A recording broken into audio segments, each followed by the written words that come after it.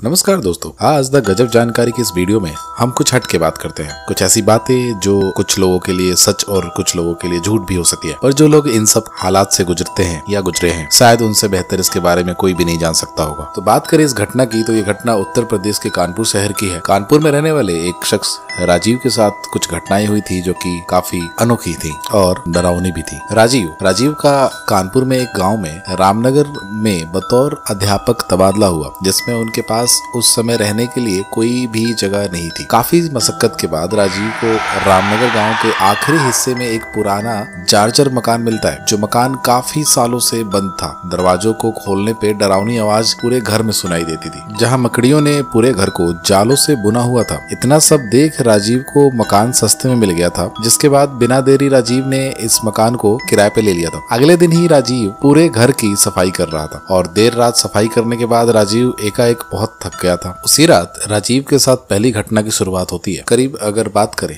रात 10 बजे की, जहां पूरा गांव, पूरी गली और बिल्कुल ही इलाका सुनसान है और सन्नाटा इतना कि सुई गिरने की भी आवाज किसी को भी साफ साफ सुनाई दे सकती है। राजीव अपने कमरे में चेयर पे बैठकर अपनी किताब को पढ़ रहा था। तभी राजीव को किसी की तेज तेज सांस लेने की आवाजें सुनाई देने लगती है और उस टाइम उस घर में सिर्फ राजीव ही होता है, उसके अलावा उस घर में कोई नहीं होता है। राजीव इस चीज को नजरअंदाज करता है और एक वहम समझ के अपनी किताब को पढ़ना दोबारा से शुरू कर देता है। तभी ये लंबी लंबी सांसें अचानक सिसकियों में बदल जाती हैं। जब राजीव उठता है और पूरे घर का मुआयना करता है कि आखिर ये सिसकियों की आवाज आ कहां से रही है। तभी राजीव को एहसास होता है कि ये इतनी लंबी सिसकियों की आवाज उसके कमरे में रखी अलमारी के अंदर से आ रही है। ये सब देखने के बाद राजीव काफी डर जाता है। फिर भी वो हिम्मत करके उस अलमारी के दरवाजे को खोलने चाहता है और उस दरवाजे को जैसे ही खोलता है सिसकियों की आवाजें आनी बंद हो जाती है। इतना कुछ होने के बाद भी राजीव इन सब चीजों को वहम समझकर दोबारा अपनी कुर्सी पे जाकर बैठ जाता है और अपनी किताब को पढ़ना शुरू कर देता है। अचानक अलमारी के दरवाजे अपने आप बंद हो जाते हैं। अलमारी के दरवाजे बंद होने की आवाज इतनी ज्यादा तेज होती है कि कोई भी डर जाए, लेकिन तब भी राजीव ये सोचता है कि बाहर मौसम के खराब होने की वजह से तेज हवा से हो सकता है कि अलमारी के दरवाजे अपने आप ही बंद हो गए हों। तभी दोबारा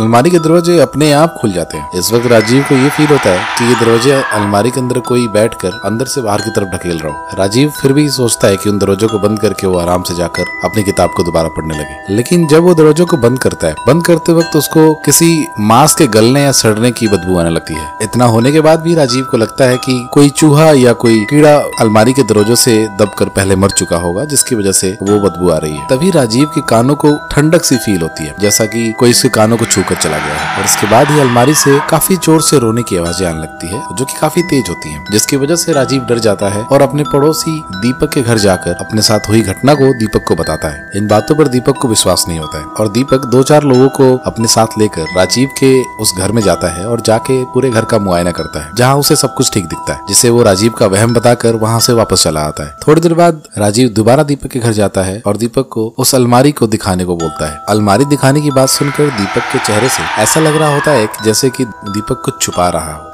दीपक राजीव को यकीन दिलाने के लिए उस अलमारी को खोलता है और अलमारी का दरवाजा इतना तेज बंद होता है, दीपक के 2-3 बार जोर से खींचने के बाद भी अलमारी का दरवाजा नहीं खुलता है। तभी अचानक से अलमारी का दरवाजा अपने आप खुलता है और दीपक उस अलमारी में समा जाता है, जिससे कि राजीव काफी डर जाता है। तभी दोबारा से अलमारी के दरवाजे खुलते हैं और पूरे कमरे में काला धुआं हो जाता है। इन धुओं के बीच राजीव को दीपक दिखाई देता है। राजीव दीपक के पास जाता है। राजीव देखता है कि दीपक बेहोश पड़ा हुआ है और दीपक के शरीर का कुछ हिस्सा जल चुका है। तभी राजीव दूसरे पड़ोसी के घर जाता है और ये सारी घटना दूसरे पड़ोसी को बताता है। उसके बाद वो पड़ोसी राजीव को वहीं पास के एक बाबा के पास जाने की सलाह देता है। राजीव के बाबा के पास जाते ही बाबा राजीव को कुछ ऐसा बता देते हैं जिससे कि राजीव के पैरों के नीचे से जमीन खिसक जाती है। बाबा राजीव को बताते हैं कि वो वहाँ एक लड़की की रूह का वास है, जिसने दीपक से अपनी मौत का बदला लिया है। बाबा राजीव को बताते हैं कि कुछ साल पहले इस मकान में एक धर्मवीर नाम का एक शख्स रहता था, जिसकी उम्र 40 साल थी, जिसको पुलिस से बर्खास्त किया गया था। धर्मवीर स्वभाव से काफी जालिम किस्म का आदमी था। वो दिन रात शराब पीता था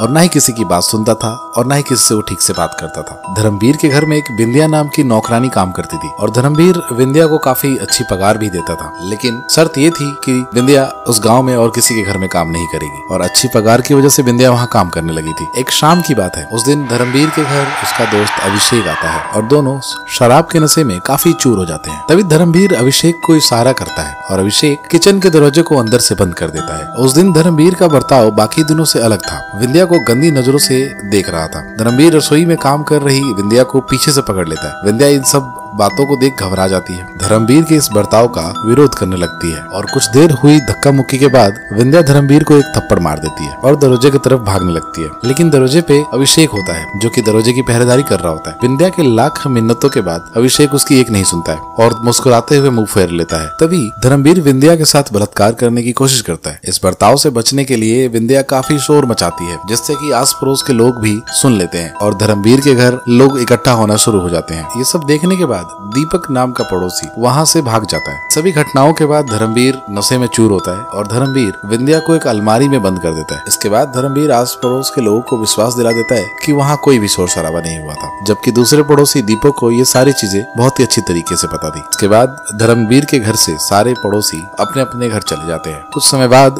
धर्मवीर विंध्या को अलमारी खोलकर निकालने की कोशिश करता है, लेकिन तब तक विंध्या की सांसें थम चुकी होती हैं। इतना कुछ होने के बाद धर्मवीर को थोड़ा सा भी पछतावा नहीं होता है और इसके बाद धर्मवीर विंध्या के शरीर के छोटे छोटे टुकड़े कर देता है और सभी टुकड़ों को अलमारी में बंद कर देता है और अगली सुबह ही गांव छोड़कर भाग जाता है। उसके बाद आने वाले टाइम में धर्मवीर के दोस्त अभिषेक का बहुत बड़ा एक्सीडेंट हो जाता है जिससे अभिषेक की जान चली जाती है। उस बाबा का कहना था कि विंध्या आज भी धर्मवीर का इंतजार कर रही है और धर्मवीर ना सही लेकिन उसने अभिषेक को मारकर अपना आधा बदला ले लिया है। इन सभी बातों को जानने के बाद राजीव अगले घंटे ही उस घर को छोड़ देता है और दोबारा उस घर में कोई नहीं जाता है। तो दोस्तों, वीडियो अच्छी लगी हो तो वीडियो को लाइक करें, हमारे चैनल को सब्सक्राइब करें और ऐसे ही और भी सच्ची घटनाएं जानना चाहते हैं हमें कमेंट करें और अपने दोस्तों में शेयर